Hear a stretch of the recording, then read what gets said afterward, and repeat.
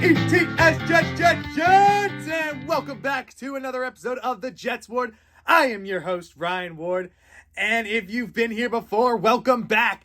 I always love having you guys. If you are new here, welcome. No matter if you are a Jets fan or not, you are always welcome here on the Jets Ward. It is a safe place for you.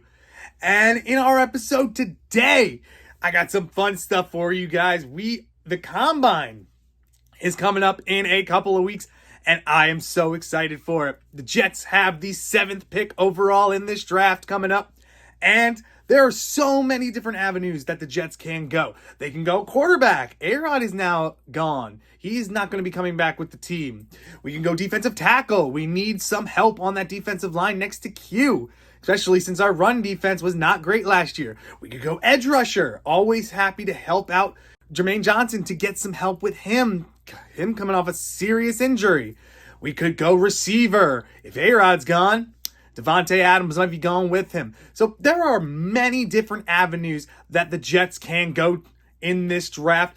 And I want to go over 6 options that I would feel comfortable or happy if the Jets drafted these guys in this draft. I'm going to go with sticking and picking at 7. 3 options there that I'd be really happy with, and options that I would feel more comfortable if we traded back. Now, to start this, I'm going to leave out Abdul Carter and Travis Hunter because I don't think there's any way that they are going to make it to pick 7.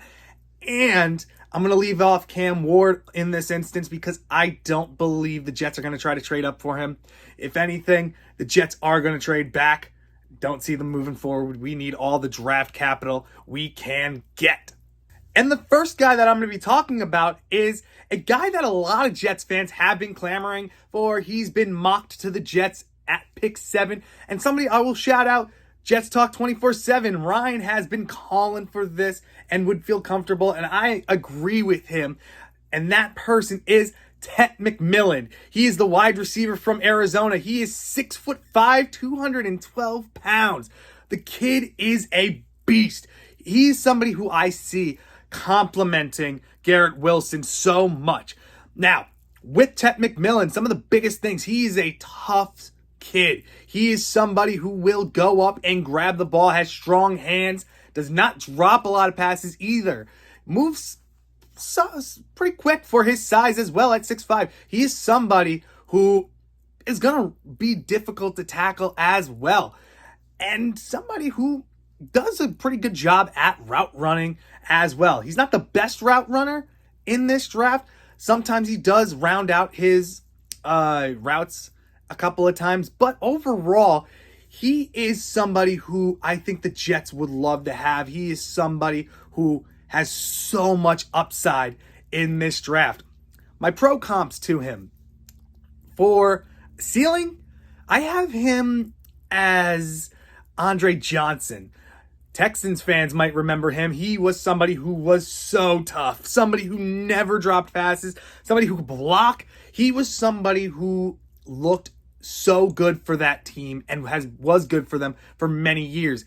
And I see Tet McMillan being like that in the pros, and everything falls right for him. Now, his floor, this is where I could see him falling. If he doesn't do what he's supposed to coming into the NFL, I see him as Kelvin Benjamin, receiver from the Carolina Panthers, and he played for the Bills. Somebody who had so much potential. Another big receiver as well, but just could never get it together to succeed in this league. And I see more Andre Johnson. I think Tet McMillan is going to be a wonderful receiver, whoever drafts him, but I really hope at pick 7 he lands with the Jets. The second guy that I am going to be talking about today is somebody who could come in and start day 1. Or if the Jets re-sign Morgan Moses, I would be happy having this kid come in as well and being a backup right tackle to him. And that guy is Will Campbell, the left tackle from LSU. And this kid is probably, in my opinion, the best tackle in the draft class. People will say Banks. I think Will Campbell is the best one. This kid is 6'6", 323 pounds, moves fluidly through his blocks, can anchor down and fix it. If a defender gets past him, he can adjust quickly to get back into position. If he gets his hands on you, you're not going to get through him. The only issue that a lot of people will say about him is his arm length is a little short for a tackle. But in all honesty, the same was said about Elijah Vera-Tucker, and he could play both tackle and guard. And we have him as a guard. And Will Campbell, I think, is a little bit bigger. And I think I see him more as a tackle. And putting him on the right side of our offensive line, even just learning from Morgan Moses for a year, if the Jets do bring him back, could be wonderful for this team. And the thing is, too, with Will Campbell, like I said, he could start day one. And if Morgan Moses walks, we'll have Olu Fashanu, John Simpson, Joe Tipman, Elijah Vera-Tucker, and Will Campbell on this offensive line. That could be an amazing offensive line for years to come. A good young one. And I would sign up for that in a heartbeat. So, Jets, if you want Will Campbell, I think he will be there at pick 7. And the third guy that I'm going to be talking about today is another fan favorite, defensive tackle Mason Graham. Now, if you have watched college football and are a Michigan fan, you know this kid. He is a solid defensive tackle and the best one in this draft. The thing about Mason Graham, he's the best tackle, and that's saying something because this defensive tackle class is loaded this year. From top to bottom, there are so many good D linemen with so many different attributes. I've been on record of saying I love Deon Walker, but Mason Graham is steps above that kid. And Mason Graham is somebody who I think could fall to pick 7 and somebody who I think would be so good right next to Quinnen Williams. So Mason Graham, a little bit about him. He is 6'3", 320 pounds. My pro comp to him, his floor is Sheldon Rankins. Not a bad floor, a solid defensive tackle, but has never really reached up to the potential that he should have been. I believe he was a first-round pick, but he does have a solid career, Sheldon Rankins, and Jets fans remember him being a solid D tackle for us as well. But Mason Graham's ceiling is Christian Wilkins, and Jets fans would know Christian Wilkins well for his time in Miami. And Christian Wilkins is somebody who has dominated and has been a pain in the butt for a lot of offensive lines. Even in Las Vegas this year where he went, he was still very disruptive. But he is somebody who's young as well, but has had a solid career. And honestly, I think Mason Graham could be that dominant. With Mason Graham as well, though, the great thing about him is he can play so many different techniques. He can play the zero technique. He can play a 5 tech. He can be anywhere on the D-line, something like a JFM did for the Jets when he was here. And I think that could be so beneficial, whether we are in a 3 front or a 4 front. Under Steve Wilks, we will show multiple defenses at teams. And I think Mason Graham could be a solid pick for the New York Jets. And going into my next section of the draft, I'm looking more at players that I wouldn't be super comfortable drafting at 7, but if we traded back, I'd be so happy for. And the first person we are going to be talking about is Emeka Egbuka, the receiver from Ohio State. And this guy has been shooting up draft boards. He is 6'1", 205 pounds. Pro comps that I have, his ceiling, I see is Chad Ochocinco. And the reason I say Chad Ochocinco is because Chad Ochocinco was a very solid route runner, very clean, very crisp, very smooth, could run any route, had amazing hands, and somebody who was just an overall solid receiver and had a fantastic career, whether you're with the Bengals. Not so much when he went to New England, but with the Bengals, Chad Ochocinco was awesome. And with that being said, his floor I see is Elijah Moore. Now, Elijah Moore did okay with the Jets. We ended up trading him to the Cleveland Browns, where he's had okay seasons. not what a second round pick should be, but Emeka Egbuka is somebody who I see being one of the best receivers in this draft. I have a top 3. Tet McMillan is my number 1.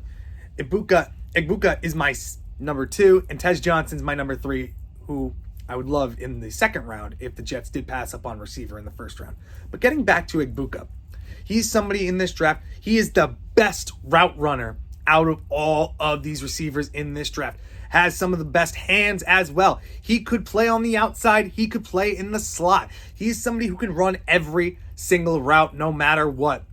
He has good speed as well. He could burn you. And putting him next to our other Ohio State receiver, Garrett Wilson, could be solid, especially if we bring in another Ohio State alumni, Justin Fields.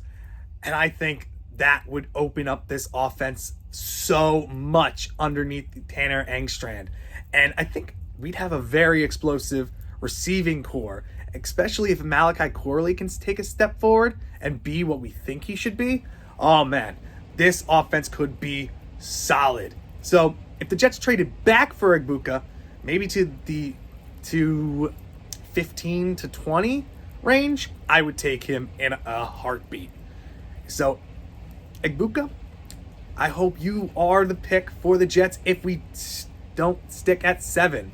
Another guy that I would talk about as well if we traded back for him, and somebody who I really, really love in this draft. I've mentioned him before. If you followed me on YouTube, if you follow me on X, if you follow me on TikTok, I've talked about this guy so much, and that is the Ole Miss quarterback, Jackson Dart. Now, I do not feel comfortable drafting him at 7. I'm sorry, that's so Krista. I don't feel comfortable drafting him at 7. I don't think many of these quarterbacks are going to be overly good this year. They need a year to sit. But if you traded back in the first round and Jackson Dart was your pick, man, I would love it. This kid gives me so much Baker Mayfield vibes that he could be a leader on this team. Like I said, he needs a year to sit behind a veteran, whether it be a Tyrod Taylor or a Jameis Winston, or what a lot of people are saying, Kirk Cousins might come here.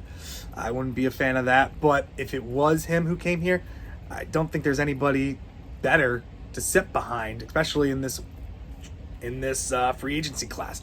But Jackson Dart has so many great qualities as a young quarterback. Throws a beautiful deep ball, very tough. He will run through you. He is confident, not overly cocky, which is something he galvanizes his team, makes everybody better around him, and his teammates would run through a wall for this kid. Now, he does need to pick up his pocket awareness. He does not feel pressure very well and does take a lot of sacks and does get a lot of turnovers, fumbles, and everything like you see in the Senior Bowl where he got hit and fumbled the ball for a turnover. But that being said, by sitting a year and learning and gaining what it's like to be an NFL quarterback, I think Jackson Dart, the sky is the limit for this kid. And if the Jets traded back for him, I would love it. The final guy that I'm going to be talking about, and this is going to be very, very controversial for a lot of fans, because a lot of draft experts, some have said this guy is going to drop. Some have said he is the second best quarterback in this draft. He's top 3. I honestly think this kid is going to drop, and I would be happy taking him at 7. Or if we trade back, I'd be happy taking him later in the draft if he falls as much as I think he is going to. And that is Shedeur Sanders. I know a lot of fans are going to be like, what the heck are you thinking, Ryan? There is no way Shedeur Sanders is going to fall. And will he even want to come to the Jets? I think he would. Under this new regime, I think he would be happy to come to the Jets. I think it's a completely different culture that we are going to be bringing in.